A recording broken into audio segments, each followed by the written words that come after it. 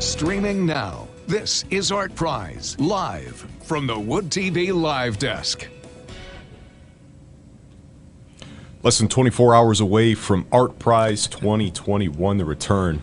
It's back, ladies and gentlemen. I'm News 8 digital anchor Luke Laster here from the Wood TV Live Desk. Joining me this morning, Traffic Tom Hill. And Tom, ArtPrize is back, man. Oh, and you know what? If you've ever been down to ArtPrize, you know downtown population almost quadruples in size with the number of people down there walking and driving. So it's about to get real busy on our otherwise sometimes quiet streets. You know, you're no stranger to ArtPrize, obviously. How excited just to have it back and just to be talking about it, just to be literally less than 24 hours away. It's the energy. You can already sense a difference in the city. Even driving around this weekend, seeing some of the art that has already popped up, or some of the artists that are currently working on putting their stuff up. It's been a long 2 years since we've had ArtPrize, and it's just exciting to see the buzz build back around it and seeing the city really come back to life after kind of a rough 18 months, really. When it comes to traffic and transportation and actually getting around, we actually have a guide that's live now. It just went live this morning on woodtv.com. That's linked to this article, so you can click right on it. It'll take you over to Wood TV. But let's talk. Let's start with some closures here, Tom, because you actually got to be able to get into town before you can navigate downtown. So let's start with 131 here. Okay, that graphic up in between us there. Let's start there. Okay, so we do have those single lane closures right now, and that is between Wealthy Street and the I-196 interchange, and that's both northbound and southbound. Periodically, during those non-peak travel times, it usually doesn't cause a significant slowdown.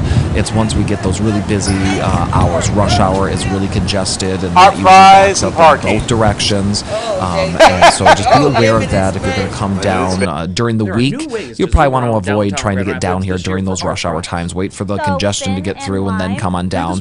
During the weekend, we don't know exactly what it's going to be like with the ArtPrize rush, but just be aware that it could take you just slightly longer than what your normal or your average drive into downtown will be while those are in place. And right now, MDOT is saying that those lane closures are scheduled to be in place at least through the end of the month, so not the entirety of ArtPrize, but of course everything is fluid when it comes to construction, so it could end up going just a little bit longer, but of course we'll keep you posted on that. And then 96 as well. Yeah, this has been a long duration project. I know people are ready for this one to be done. Same thing with this one. Right now, MDOT saying it's scheduled to be in place until the end of the month, so not the entirety of ArtPrize, but that eastbound I-196 that is closed at the US 131 interchange, and so you can go either northbound or southbound on 131 at that closure. Obviously, if you're coming into downtown along eastbound I-196, you're most likely going to head southbound on US 131 and then just stay on that exit ramp and get right off at Pearl. Or your other option is to exit at Lake Michigan Drive, and you can take either Lake Michigan Drive or Fulton into downtown Grand Rapids. And then we got that Market Street ramp. This one has been my morning commute all summer. It's been your morning headache is what you mean, I think, exactly. Right? Yeah, this is another project that just is not running on time. I talked with the contractor this week. That one is scheduled to wrap up by the 24th of September. So right now, currently, Market is closed between Oaks and Williams, and that brings along the closure of the exit ramp from southbound US 131 to Market Street, as well as the closure of the entrance ramp from Market Street to northbound US 131, and that one is supposed to wrap up again the 24th. So we're in the home stretch of all of these, but they could all cause you a few issues heading into downtown. That's why that article that we have posted right now at woodtv.com is just a great tool, maybe even bookmark it for when you get ready to make your plans coming into downtown for ArtPrize. And Luke, that's really the big thing. Plan ahead and know where you're going to go, know your route, and it'll just make it that much easier for you. And folks, again, that article is attached to the stream. If you click on it, take you right over to Wood TV. Let's kind of dive into that now. There's a few topics in that article that are discussed. There's the parking, there's scooters, there's shuttles, the rapid, things about that. Let's just start with parking in general. Okay. Parking, a couple different options. Obviously, you can always use a parking meter. Most of those all now take card or cash, or the easiest, in my opinion, is just to download that Motu app. plug in your license plate number. When you park, you plug in what spot you are in. You put how long you think you're going to stay.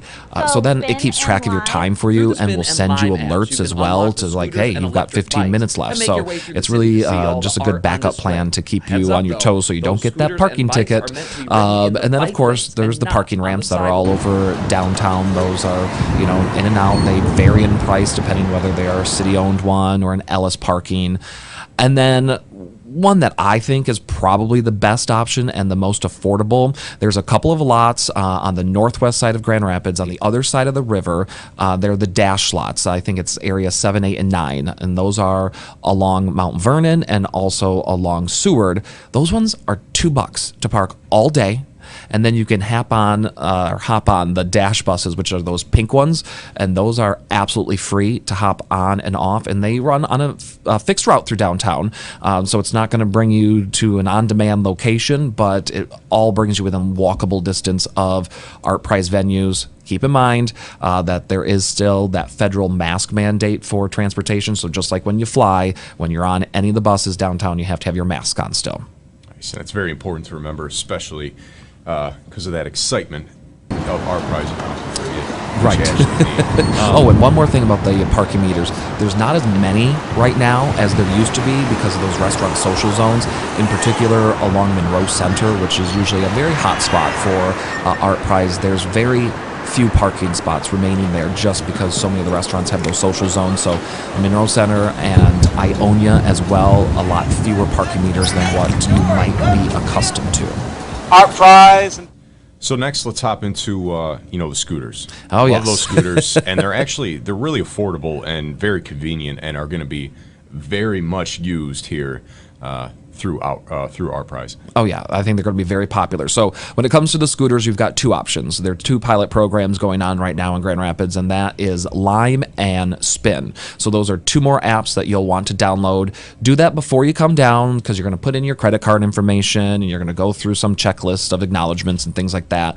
But once you get all that information inputted, you can then just scan like a little QR code that is on the scooters, and that will start your time and start your payment. And then you can take it with you pretty much anywhere you want to go throughout the city. And the cool thing about those is not just the scooters. Lime also has bikes as well that you can rent in downtown.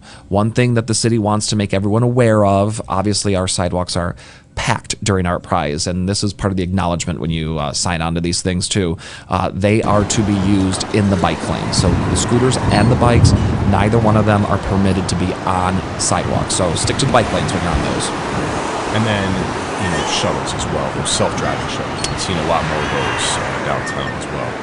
Yeah, the May Mobility, that is up and running now. I think they're mostly all black Lexuses at this point. And those stick to the dash routes as well. The difference with those are on demand. So at the dash stops that you'll see, they will have a posted phone number that you can call, and then one of those cars will show up. And again, it just sticks to that route, but it does afford you the opportunity to not have to necessarily wait for a bus if you're in a hurry of some sort. So no app that you have to download for that one, but those phone numbers are posted at all of those dash stops that you'll see throughout downtown. And then the rapid as well. Any other means of transportation? The Silver Line and the Laker Line both run throughout downtown, and those are super convenient to hop on and off of as well. In years past, the Silver Line has been free in the downtown corridor. That is no longer the situation. So both the Laker Line and the Silver Line, ArtPrize and parking. Those do accept cash, though they do not give any change. So if you're going to do the cash route, make sure to bring exact change. Otherwise, you can also pick up a Rapid Wave card, and that basically just lets you wave it as you walk in, and it deducts the money that you have loaded onto the account. And you can get those at Rapid Central Station, and I think some Meijer station or Meijer stores as well. Don't quote me on that one though, but you could probably ask customer service. But so those are the rapid options, and then there's also if you want to just stick to old school and just do just stay on your feet. There are walking tours. There are 3 different ones, I believe, throughout downtown that bring you within a block of most of the art that is out there. So plenty of options for you. Just a lot more options this year than there were 2 years ago when we saw the last ArtPrize here. Tom, I think that about covers it. Yeah, I think that's a lot of options. Yeah. So you know what? No matter what your mobility factor is, there are ways for you to get around to see the art. And obviously, we have some great weather coming up too, which tends to coincide with ArtPrize a lot of the time. So, a lot of options to get around. Going to have good weather, and I expect a lot of people downtown. So, not to plug it too much, but that guide that we have posted right now at woodtv.com really has all of this information, has all the links that you could need to the parking prices, to the parking locations, to any questions you might have about the scooters or the bikes or Rapid or the Dash. All of that is included in that one stop or one spot there on woodtv.com. Took the words right out of my mouth. Sorry, I didn't mean to take the job, Luke. and that's included right here again at the top of this stream. I'll take you right over to woodtv.com and it has it for you. So, Tom, appreciate it. Thanks for having me. Yeah, awesome conversation there. Again, folks, head over to woodtv.com for all ArtPrize coverage. It's been a look at the Wood TV Live Desk. I'm Luke Lasser, again joined with Tom Hillen. Have a great morning, folks.